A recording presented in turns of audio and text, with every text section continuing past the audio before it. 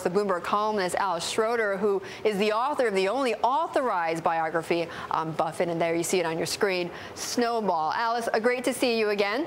Hi, Betty. How are you? Now, good. Now, I know that when this first came out about Buffett opposing this Kraft Cadbury deal, you had said that this was actually a good move by Buffett. What's your take now? I think that it was good that Irene Rosenfeld followed his advice and upped the cash component, because Buffett had said that Kraft stock would have been an expensive currency, and he's probably right about that. So the shareholders are better off. And it tells you that he still obviously carries a lot of weight. Yeah, I think so. I mean, I think he's going to be viewed as having influenced the outcome of this deal, whereas if he told her in private, his influence would not be shown. Okay, now, Alice, tomorrow, as you know, I know that you've gone to several and many of the annual meetings at Omaha, in Omaha, at the Berkshire Hathaway meetings. But for tomorrow, the special shareholders meeting, are you expecting any surprises? Is there anything that's going to be different or out of the ordinary in this? And what are you expecting to hear from Buffett?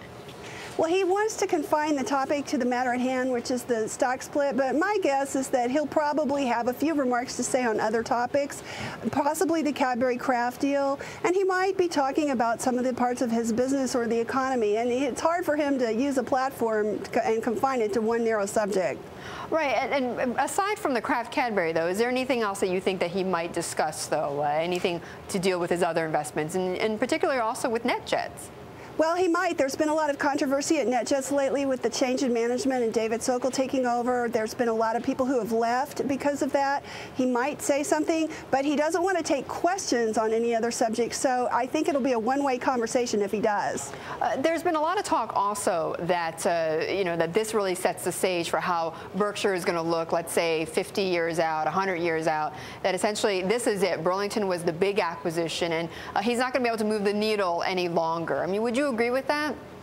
Well, they always say it's not over till it's over, and technically there's nothing that would preclude Berkshire from, merging with Procter & Gamble if somehow all the stars align, but I think that's pretty unlikely. What's happened here is the shape of Berkshire for the foreseeable future has been determined. It's now a company that's going to be much more focused on transportation and distribution, much less focused on financial services.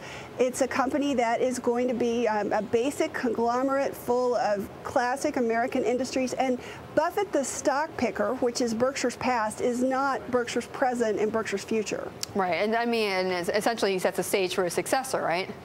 Yeah, he's at the stage, but he likes to keep his options open, and he likes the attention to be on him. So I think that he'll continue to keep his options open and keep the attention on himself.